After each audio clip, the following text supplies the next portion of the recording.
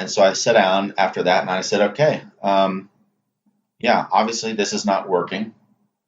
And so I'm just going to sit down and meditate for 8 hours a day until I'm internally ready to manifest what I want to manifest in my life. Because otherwise I'm just banging my head against the wall. So that was really the decision that started me on my current meditative journey. I was already meditating maybe an hour, hour and a half, 2 hours a day before that for a couple of years. But when I tried to meditate 8 hours a day, I found that I couldn't do it. And it took me 3 months of struggle, incredible struggle with myself, before I was able to sit down and meditate the first time for 8 hours. My consciousness would invent every possible excuse and distraction to distract me from sitting down when I had decided to and meditating. And I struggled and battled with myself because I've always had discipline issues. I struggled with myself for 3 months before I was able to meditate for the first time for 8 hours. And the feeling that enabled me to finally break through and meditate the first time for 8 hours was a feeling of absolute sheer fury and rage. I was so fed up. I told myself, I'm sitting down in this mother effing chair and I'm not going to get up unless the house is burning the F down around my effing ears. And effing and effing and effing and effing. You know, F was like every other word. I was so angry.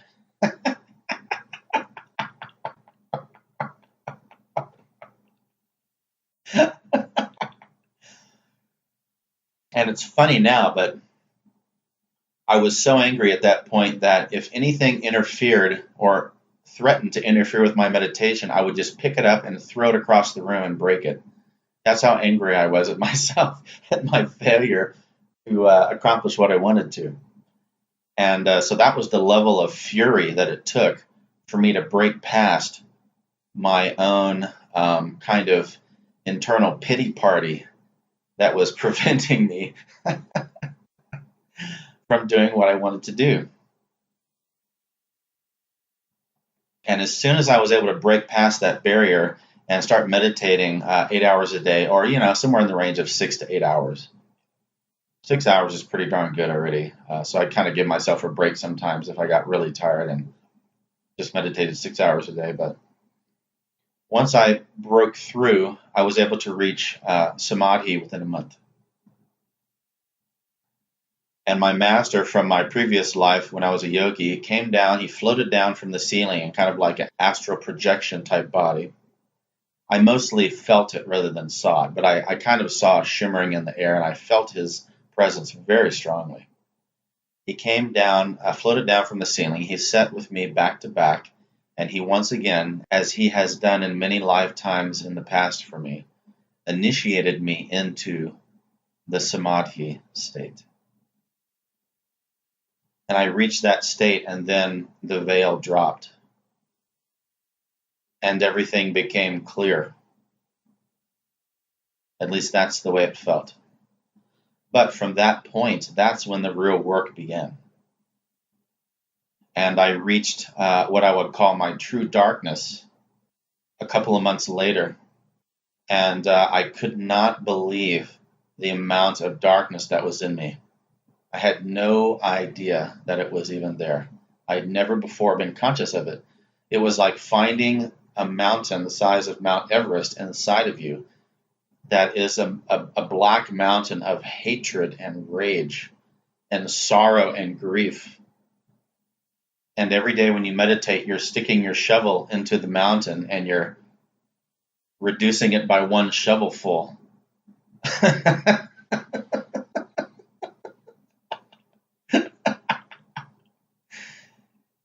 And I remember thinking to myself, good God, how am I ever going to resolve all this darkness? There's just so much pain. And I'd never before in my life even been remotely aware of that amount of darkness in myself. Not even remotely aware, not a clue, not a hint. And as I continued to meditate and process all of that darkness, I realized, wow, this is what has been manifesting all of the problems in my entire life. Every single one of them. I've done it to myself. And so what I'm bringing to the table is what I feel will help people to make it to the next step, so we can actually build the new world. And so going through your pain body in meditation is a way to go through the school of hard knocks in meditation, rather than doing that in the external world over hundreds of lifetimes. When you meditate, you can go through experiences much faster because time speeds up. And so 1 year of meditation, I feel, is worth at least 10 years of life experience. And every year you meditate, that ratio increases. And I don't think it increases exponentially, really, but I would say by the time you've meditated 20 or 30 years, you've probably lived 1,000 or more years of life experience inside of yourself. So this is why it's possible for almost everybody, unless you're a very young soul that is not called to meditate at all, it is possible for almost everybody to become enlightened within one lifetime. Because meditation accelerates development, and it accelerates and accelerates and accelerates. And as we clear our crystalline matrix, because the aura really is a crystalline matrix, and I haven't really talked about that, but that's a whole nother tangent. Our aura, as we clear our crystalline matrix of the aura,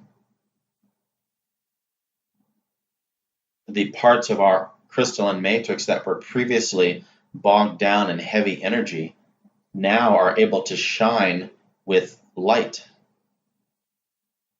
And that increases our capacity for good, for feeling deep love and connection and compassion, and bridging the gaps between different genders and different races and different cultures and all of this. When we have large parts of our crystalline matrix that is still carrying heavy energy, and we're ignoring that because we don't like it and it's icky down there and it's uncomfortable, and so we try to stay in the light parts of our crystalline matrix as much as possible, then that is an immaturity that plagues humanity. And if you look on social media or on the news, what I see more than anything else out there in the world is immaturity. I see that we have such an immature way of looking at things, and that is why the elites are able to continue to manipulate us, because we're not able to read between the lines completely. We're not able to see the inherent corruption and wrongness that is inherent in our systems. For example, the medical system completely ignores homeopathic remedies, natural remedies. I cured myself of heart disease with a natural compound, a natural product called angioprim. And this is completely ignored by modern medicine, even though hundreds of thousands of people have successfully used this product. And on my blog, I go through many other remedies and herb blends and things that I use that are capable of curing a vast array of illnesses. I have a page called Physical Tools for Healing on my blog, ascendingspirit.us. And so if you're sick or ill, or if you have low energy, or if you're depressed or have anxiety attacks or something, or if you just want to, feel better every day, or if you have a viral infection of some kind, herpes, or anything from herpes to AIDS, or bacterial infections or fungal infections, all of those things can be cured now. They can't be cured by modern medicine, but they can be cured by natural remedies. And so I have all those remedies that I found so far on my blog. And so the reason why angioprim, for example, is ignored by modern science, by the modern medical community, is because it's a natural substance that can't be patented.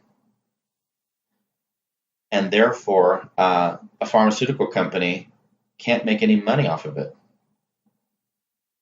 Why would a pharmaceutical company spend hundreds of millions of dollars investigating angioprim and having it approved as a drug by the FDA so that then your cardiologist could prescribe it for you? Why would they do that if they can't make any money off of it?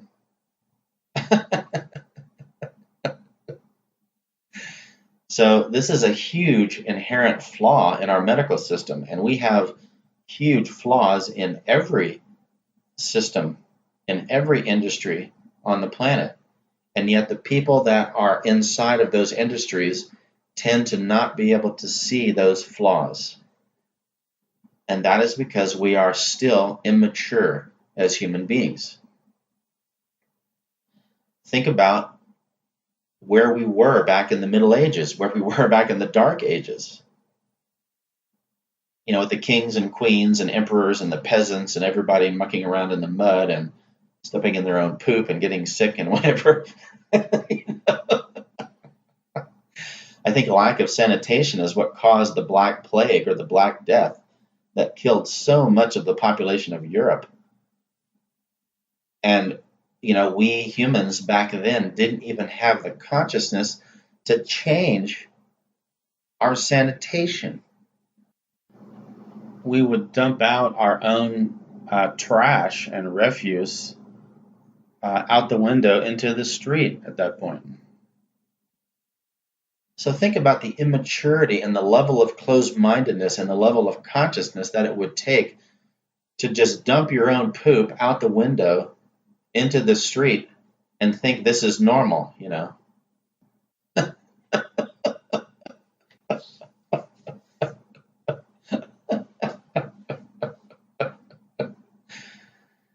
I used to raise chickens and turkeys, and you know, chicken sex is basically rape.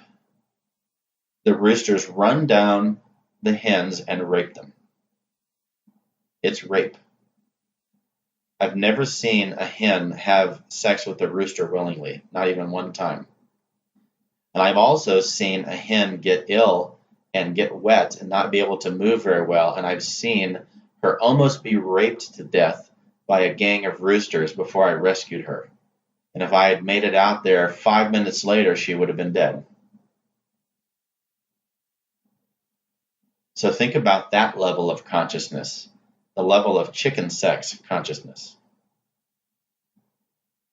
the level of throwing your own poop out of the window into the street and thinking this is normal, you know. So we've come a long ways. We've come a long ways. So I'm not trying to criticize humanity, really. But everything is relative. And so when you make it to that next higher level of consciousness, you kind of look around at the world or the part of the world that is not there yet. And you just think, oh, my God, can you please hurry up, you know, and catch up?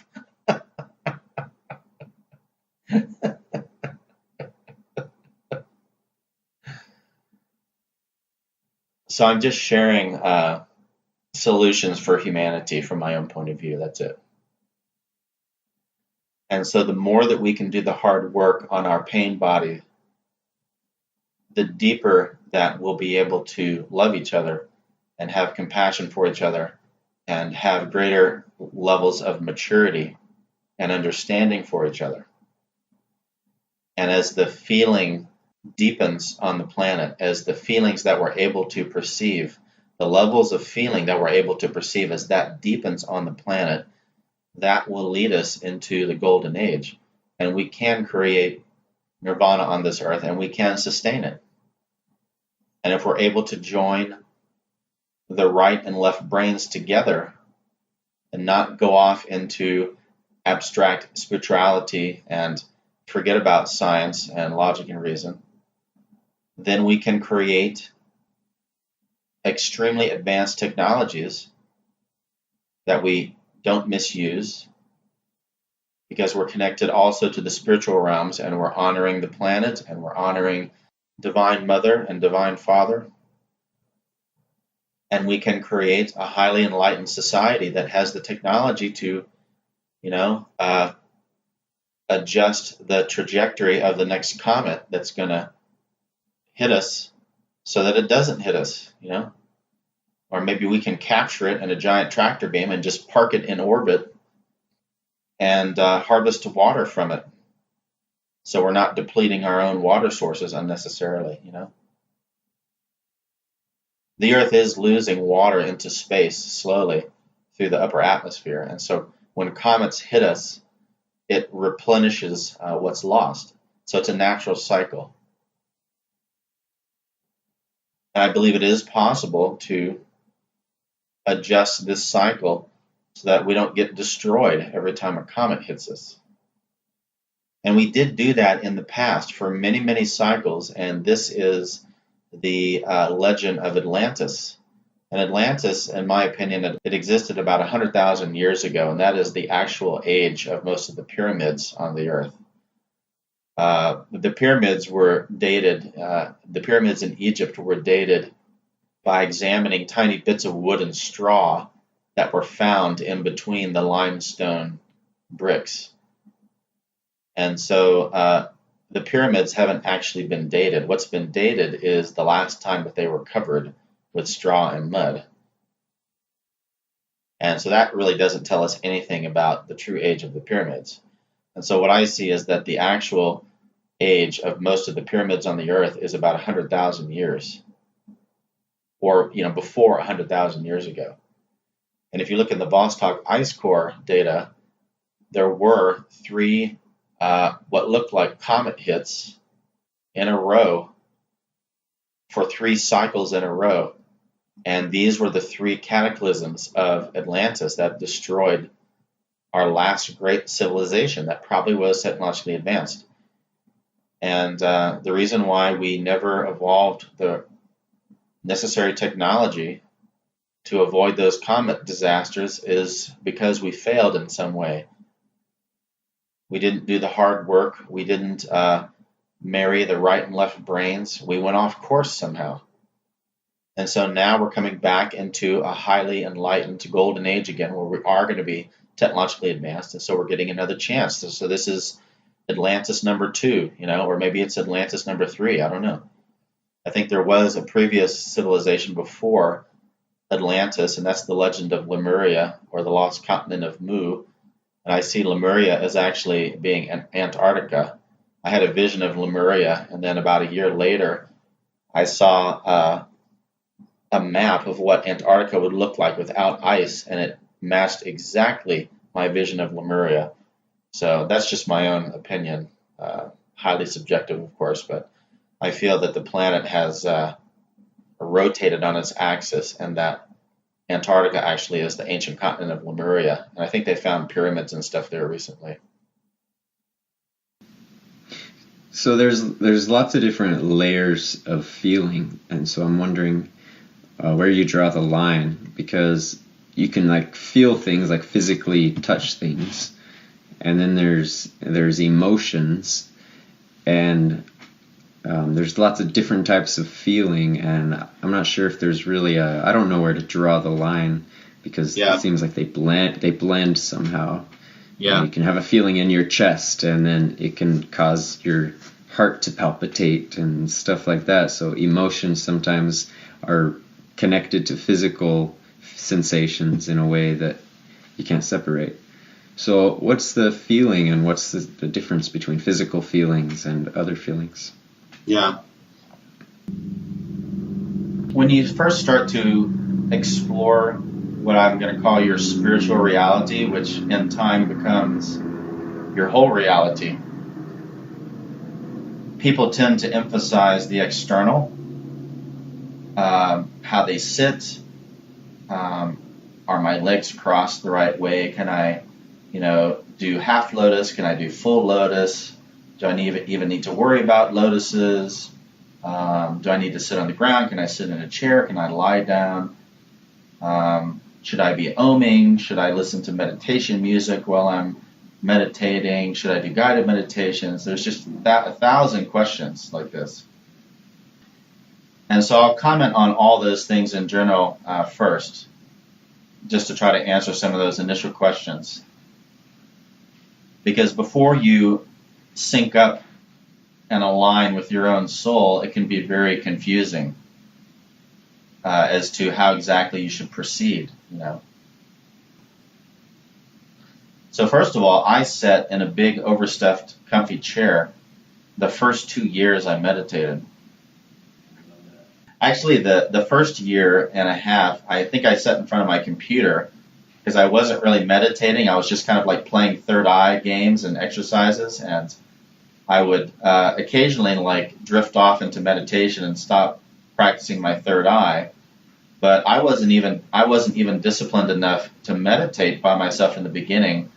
Spirit had to trick me into meditating through giving me this idea of, oh, I need to develop my third eye. And so I started playing like little games, little PC games, you know, card games or whatever, or flipping, you know, coins or any kind of guessing or number game on the computer to try to guess it with my third eye. I would close my eyes and try to see the result, and then I'd press the button and see what the result was. And I couldn't do it. And I practiced for a year and a half, and I still couldn't do it, although I had moments where I could do it, but only very brief moments, you know, periods of like maybe a minute, and I would get like 5 or 10 right in a row, and I would think, oh my God, I'm finally doing it. And then the moment would pass, and that would be it. And it made me so angry when I would fail, and I couldn't do it. And I think I have a terrible temper, or at least I did when I was younger. And so I think I broke 4 keyboards in that period of time, in that period of a year and a half. Because I have a terrible temper, not with people, but with physical objects. I've broken quite a few, mostly inexpensive physical objects. And those keyboards that I was using, they only cost like $5 a piece. But still, that's pretty bad behavior. You know, I broke 4 keyboards. I know I'm not the only one who does that. We all do it. Mostly, you know, especially men. You know, it's from Predation, when we were Protohumans, when we were about 4 feet, 4 foot, 4.5 foot high, and we had basic language and we had basic tool usage. Very, very basic, just like sticks and stones type thing. And we lived in the rainforests initially, way, way up in the trees. No predators could reach us. But over time, the climate changed, and we got down on the ground. We lost our tails over tens of thousands of years, I'm talking about. And then we started to get hunted by the prehistoric hyenas and the prehistoric big cats, the jaguars and tigers and lions. And we went from being these innocent, glass-eyed or kind of innocent, liquid-eyed little monkey beings, little proto-human beings, these innocent, loving, you know, compassionate, everybody grooms everybody else. And, you know, we weren't really polyamorous. We were mostly monogamous, but, you know, there was some shifting around of the sexual partners from time to time. But very loving, peaceful, compassionate beings. We went from that state to being hunted. We're in fear all the time. And at a certain point, we reached the point where the anger kicked in. We felt anger for the first time. We felt anger at being hunted. We felt anger at seeing our loved ones eaten, you know, killed and eaten in front of us sometimes. And then this seems to tie into the biblical story of Cain killing his brother. There was the first experience of what it was either envy or anger or jealousy, but yeah. Well, I discovered this primordial rage in me at a certain point in meditation, and it was so foreign to me that it took me like 30, 40 minutes of meditating before I could even reach that part of myself. But I was doing this deep pain body diving, like I talk about in the blog article, and I learned how to do it from curing my allergies, because my allergies had gotten so bad this was around 2008, I think, that I decided I have to cure the allergies or I have to move. And I wasn't willing to go the pharmaceutical route. And so I asked the guides, because I was channeling at that time, what to do. And they said, feel the symptoms of the allergies and try to imagine that there's a thread of energy going from the symptom back down deep inside of your body and follow that thread of energy to the source of whatever is manifesting the physical symptoms. And so I did that, and I found this huge well of grief and sadness. And so I sat on the couch, and I just wept uncontrollably, with snot running down my, face and dripping off my chin, and it was just a mess. I was crying so hard I could barely sit up. But I did that for 15, 20 minutes, and then I reached the point where I felt like the emotional release was complete. And within a couple of minutes, my state, my consciousness was back to normal, and the emotional release just passed, and it was like it never happened. And then I noticed that my allergies were gone. The allergy symptoms just disappeared. So I went from a state where I was sneezing uncontrollably, I had a sinus infection, I was coughing, mucus was in my lungs too, I was congested. Mostly it was in the nose. My eyes were running, I could barely see. Totally miserable in allergies for several months a year. I went from that state to, after this huge emotional release, 20 minutes later, after, I wipe the snot off my face and sit up, and I wipe my face and I sit back up, and I'm kind of looking around, blinking and thinking, wow, that was really crazy. I don't know what I just went through, and, maybe I'm going nuts. I didn't know what to think. That was my first experience like that. And I'm just looking around, sitting there, and I suddenly realized, wow, I don't feel like I need to sneeze anymore. My eyes are not watering anymore. I can see, I'm blinking, and I'm like, I can see, Wow. And then the allergies came back the next day, and I repeated the same exercise and got the same results. The allergies just vanished. And so I repeated the exercise every day for about 3 weeks, and then the allergies left for good that year. And they came back the next year about half strength, and I repeated the exercise again, found a different kind of emotion, but repeated the release exercise and got the allergies to go away again for the remainder of that year. And then they came back the next year at about half strength of the previous year. And so this process went on for about 4 years, I think. And I was able to get rid of the allergies every year through doing inner work, through doing emotional release work. And then the allergies vanished for good. And that was years ago. That was about 10 years ago, I think. And they've never come back. So the allergies were like a profusion of an emotional buildup, kind of like a cyst. That's the way I'm picturing it in my mind's eye. It's like a cyst of emotional energy that just starts erupting, and it comes out through your eyes and your nose and your lungs and everything. Any physical issue that we have is always a reflection of the underlying emotional reality. And that is what I call karma. And karma has two meanings. One is you did something bad and you deserve to be punished, and you're going to, reap what you have sown in a future life. It's kind of a monkey brain way of seeing it. Yeah, it's a kind of a judgmental creator type of religious way to view it. I haven't experienced that in my consciousness. What I experience is that we have huge amounts of emotional pain buried in our subconscious. And our subconscious is hundreds and hundreds of times larger than our conscious self. And so it's kind of like we have a miniature galaxy or a vast ocean of consciousness inside of ourselves that is so unimaginably huge. And we have all of these past life experiences, unless you're a brand new soul on the earth, which, happens sometimes.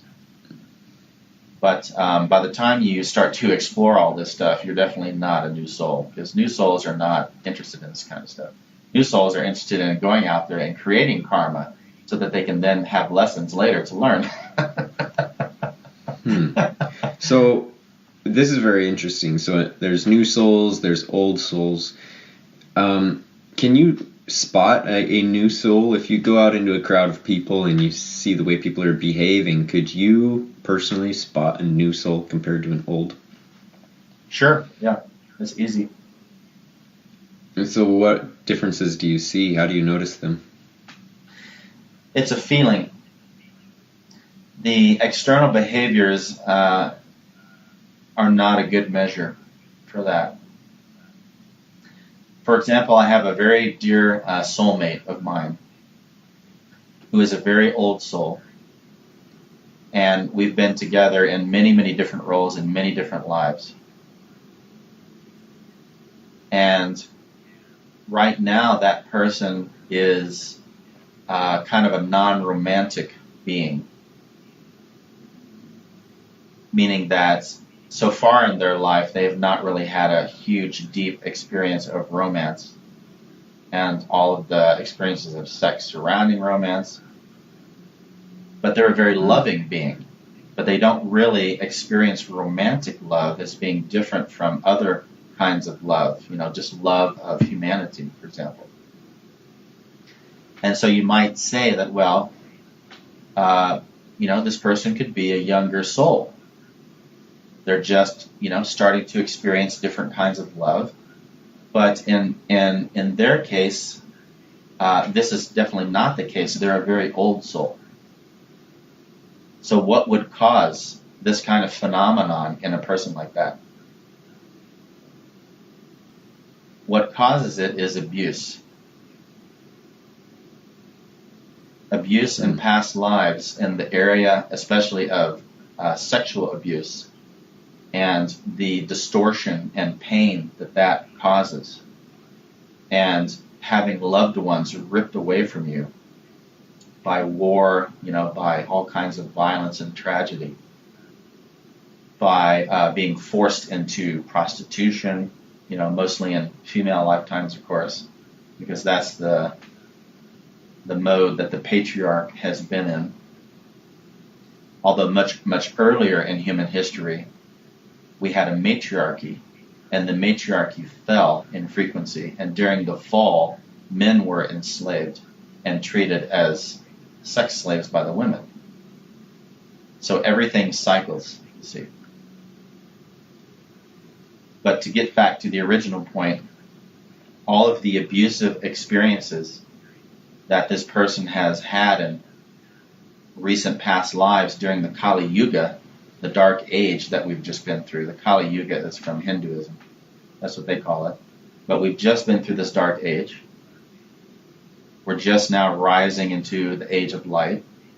And so all of the huge amount of abuse that this particular soul has experienced during the Kali Yuga in the area of sex and romance has basically blocked them from feeling romance very, very deeply on a very profound, deep level in this lifetime.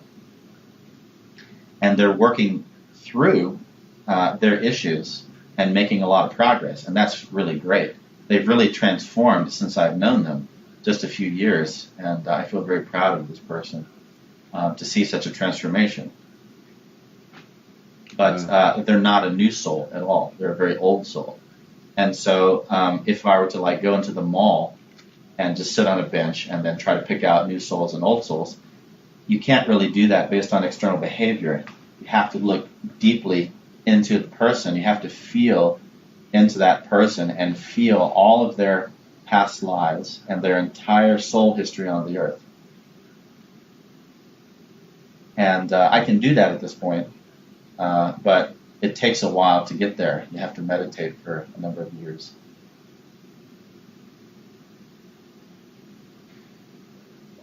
So don't judge a book by its cover. Right. So, as you speak, I have so many things that pop into my consciousness, different rabbit holes I want to go down. There's thousands. I know. We could talk for days. Yeah, we could talk for eternity. So, one of the things I wanted to ask you for your perspective on is, in this life, in this physical world, we create partnerships, we get in relationships, we get in marriages, and there's lots of things in the physical reality that we use to pair each other up. Men are attracted to women, and there's certain attributes of their physical appearance that are attractive or whatever, and we pair up and we mate and all this. But I'm wondering, on the topic of old souls versus new souls, do you think we come together as souls who are of a certain experience level, so we can come together and take our experience to a new level?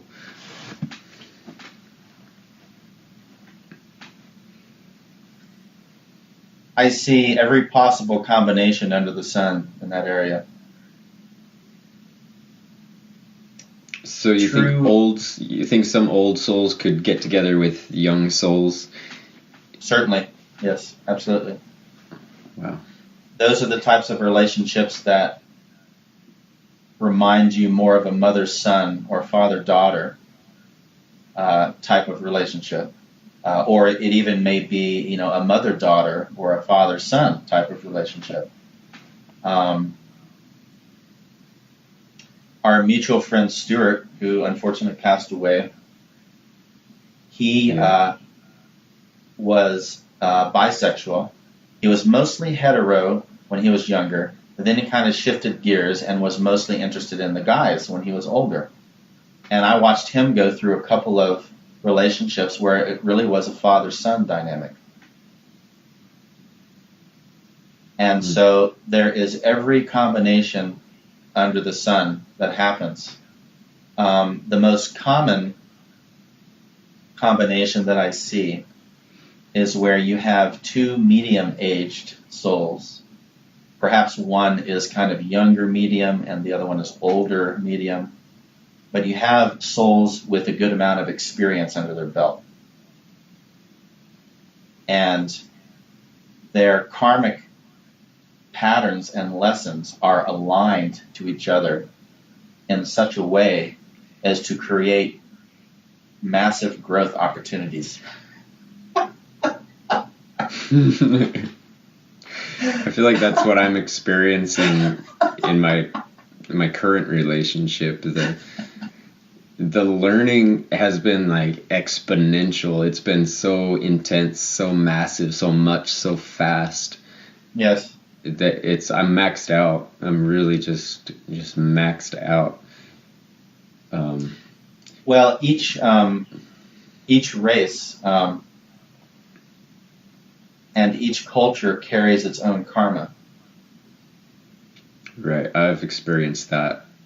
And if you think about what has happened to Africa in the last several hundred years, I mean, that has been one of the greatest tragedies on the earth in modern history. Because the elite ruling class has basically used Africa, as a place to just rape and pillage and get resources from, to drive the tribal peoples off their lands through corrupt puppet governments. And people wonder, when I was a kid, I always wondered, why are all the Africans starving all the time? Can't they just garden, Because I used to see all these, save the children. If they were just left to do what they do on their own land, then they would all be eating pretty well. But sure, yeah. And that's what people here in the West don't really realize unless they looked into it. The reason why there's so much famine and poverty and disease and starvation and so much suffering of humanity over in Africa is because it's been intentionally created by the elite class. Because they've driven the peoples off of their farmland into areas that they can't garden and raise their own food because there's not enough rainfall. And then on the arable, farmable lands, the big corporations own those lands, and they're growing cash crops on those lands. That's why there's so much starvation over in Africa. It's very simple. It's been done to these people intentionally by the elite class. And so we incarnate across all races and all cultures, depending on what lesson our soul is seeking in that particular life. You know, what set of lessons from what perspective. A race and a culture is like a perspective, and then our karmic patterns and cycles, which exist in our subconscious, you know, they're like all of the lessons that we experience in our lives. And so our soul chooses parents of a particular race or mixed race, and in a particular culture, in a particular situation, at a particular time, as a perspective to then view and experience its karmic lessons from. And so that's how we choose our race and culture. But in our DNA, in our physical body, is, you know, our DNA carries the history of whatever has happened to our race, whatever race and culture we happen to belong to at the time. And so how much war and suffering and oppression, or the opposite, you know, how much joy and freedom and independence and independent thought and all of this has existed in the race and culture that the body belongs to, that forms the perspective that we have on our karmic lessons, and that really molds our experience. And that our perspective changes from lifetime to lifetime. So I, for example, have not been white very long, and English is a very unnatural language for me. I started my spiritual journey most recently in Africa as an African shaman in, you know, the shamanic culture in Africa. And that was around 7,000 BC or so, I remember. And I kind of ended that shamanic arc in Africa around, I think, 3,500 BC or so. And then I shifted, you know, into another area. And I think I actually didn't incarnate for a while. And then I popped up in Asia. And I was an Asian person for a while.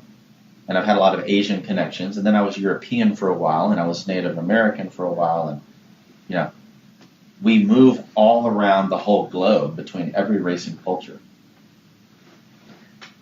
And so when you're having a relationship with someone like your beautiful wife, as you meditate more deeply and you start to see all of your own karmic patterns and all of your own racial and cultural heritage that is carried in your DNA, and to understand what that has been doing to you your entire life, then you can start to see your wife's racial DNA and cultural heritage and what that's doing to her. And then that's the point where you can deepen the relationship and have more of an understanding. And this is how people become romantic soulmates, actually. They do the work with each other, and they deepen and grow the love. But What do you mean by romantic soulmate?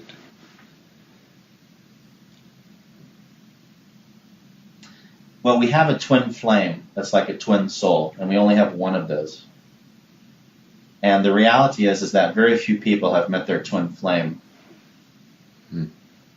because twin flames coming together is usually a huge ecstasy of love, and then it explodes into darkness. Yes. I can speak from experience on that one. You're absolutely right.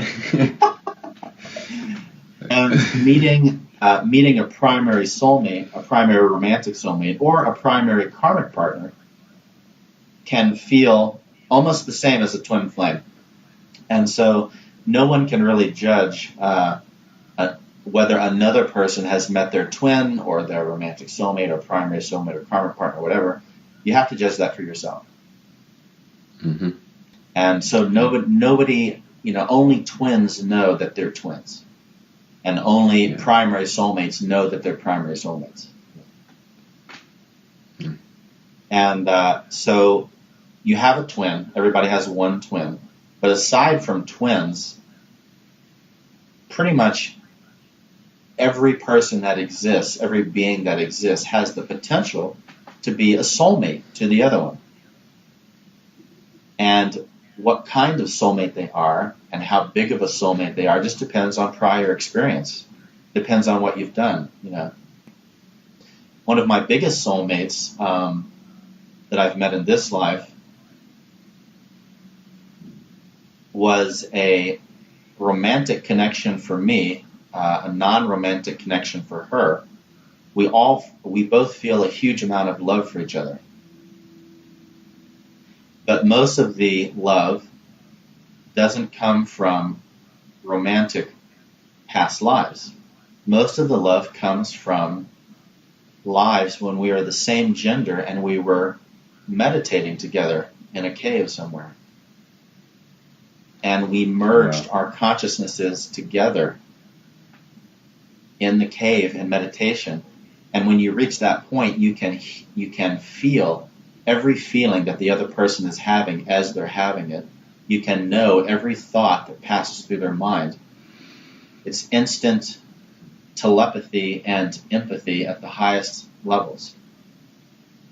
And when you experience another person to that depth, you have no choice really but to fall madly, deeply in love with them forever. And that's exactly what happened between the two of us. We love each other so deeply. Wow. And that's an example of a non-romantic, falling in love. And sometimes it's romantic between us in certain lives. Sometimes it's not. And we're not twin flames, but I would call her a primary soulmate of mine. And whether that's romantic or not depends on the scenario in any given lifetime. That's about it. And so when I say primary romantic soulmate, what I'm really saying is primary soulmate that you meet in a situation that is meant to be romantic, where you're romantically in alignment for that particular lifetime, that particular body. But the romance part doesn't always work out, and you have to be patient with it. You have to take the larger view and say, okay, it's not meant to be romantic this time, and that's okay. Yeah.